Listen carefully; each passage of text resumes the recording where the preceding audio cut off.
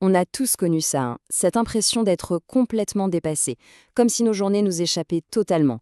On se lève le matin et, paf, avant même de s'en rendre compte, on est déjà submergé. Mais et si la solution, la vraie solution, elle ne se trouvait pas à l'extérieur, dans le contrôle du monde, mais bien à l'intérieur de nous? Ah, c'est la grande question, n'est-ce pas? Pourquoi est-ce qu'on a cette impression de courir sans arrêt, d'être tiré dans 1000 directions à la fois? Ce sentiment est devenu si courant qu'on finit par croire que c'est normal. Mais est-ce que ça l'est vraiment? Est-ce que c'est une fatalité? Et ces symptômes, eh bien, on les connaît que trop bien. Le stress constant, celui qui nous bouffe de l'intérieur, les distractions infinies, notre téléphone qui n'arrête jamais de vibrer, tout ça, ça nous rend hyper réactifs. On réagit au quart de tour, sans réfléchir. Et à la fin de la journée, qu'est-ce qui reste? Ce sentiment terrible d'avoir subi, d'avoir été juste un passager de sa propre vie.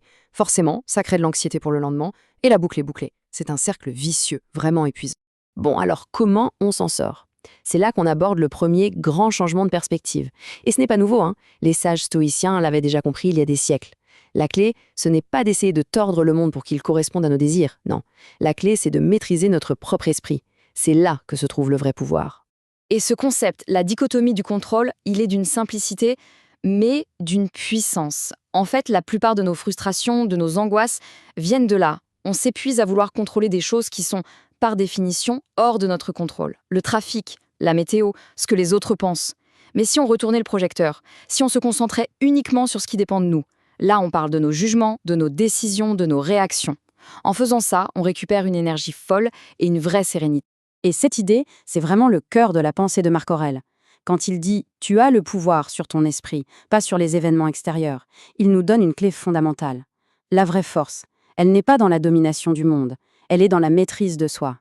C'est un changement de logiciel complet en fait. Le pouvoir, il n'est pas dehors, il est dedans. D'accord. Mais alors, on fait quoi avec tout ce qui ne dépend pas de nous? Le trafic, les imprévus, les gens difficiles? Eh bien, c'est là que la philosophie bouddhiste nous offre un outil hyper complémentaire, l'acceptation. Et attention, accepter, ça ne veut pas du tout dire être passif ou baisser les bras, pas du tout. C'est juste reconnaître la réalité telle qu'elle est, sans se battre contre, pour pouvoir ensuite y répondre avec clarté au lieu de s'épuiser dans une lutte perdue d'avance. Et tout ça nous amène à un point absolument crucial. Imaginez, quelqu'un nous fait une critique ou un truc imprévu arrive. Notre premier réflexe, c'est quoi? C'est la réaction à chaud, l'émotion qui prend le dessus. Eh bien, la sagesse, c'est de réussir à créer un tout petit espace, une microseconde de pause entre le stimulus, ce qui arrive, et notre réponse. C'est dans cet espace minuscule que se trouve toute notre liberté. C'est là qu'on reprend le pouvoir. Bon, avoir le bon état d'esprit, c'est génial, c'est la base. Mais si ça reste juste une idée dans notre tête, ça ne change rien.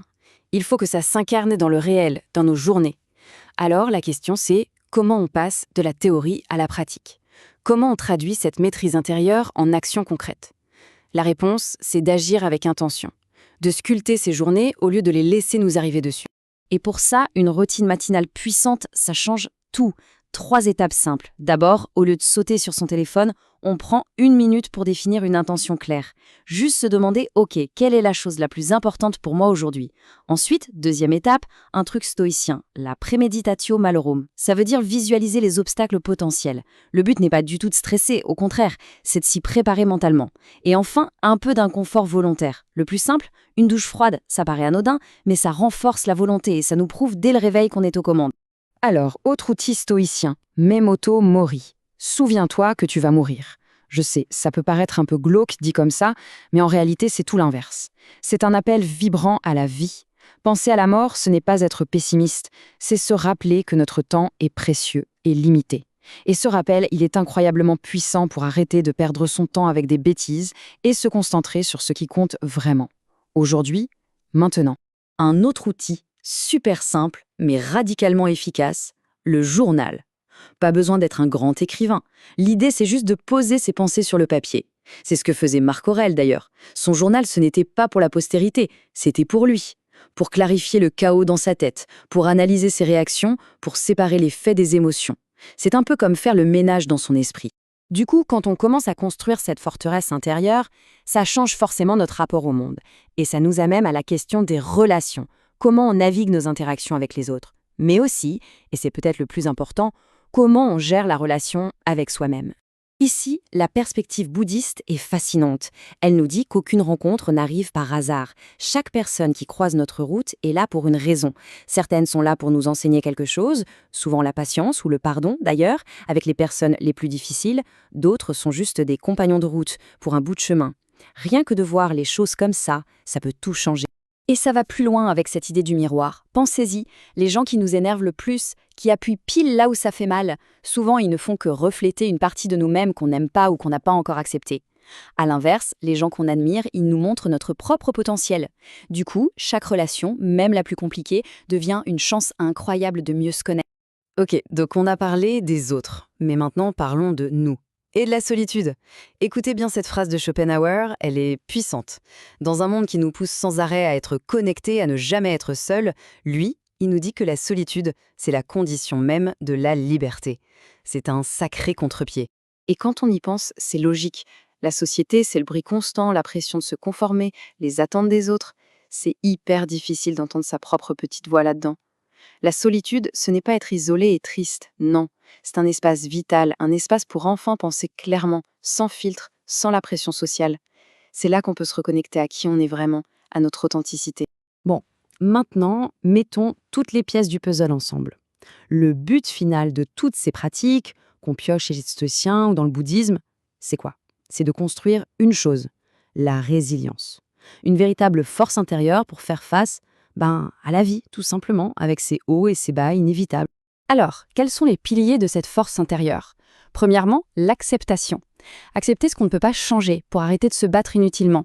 Deuxièmement, la discipline dans nos actions de tous les jours pour construire une vie qui a du sens. Troisièmement, la conscience de soi, grâce à la réflexion pour ne plus être le jouet de nos émotions. Et enfin, l'indépendance, surtout face à l'opinion des autres pour vivre aligné avec ses propres valeurs. C'est ça le socle d'une vie plus sereine. Et s'il ne fallait retenir qu'une seule et unique chose de tout ça, ce serait cette idée. Ce n'est pas ce qui nous arrive qui compte vraiment. Les épreuves, les galères, tout le monde en a. Ce qui nous définit, c'est comment on choisit d'y répondre.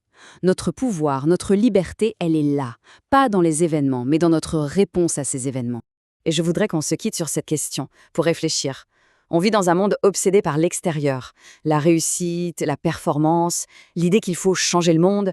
Mais et si la plus grande des libertés, la révolution la plus profonde, ce n'était pas de changer le monde, mais de se maîtriser soi-même?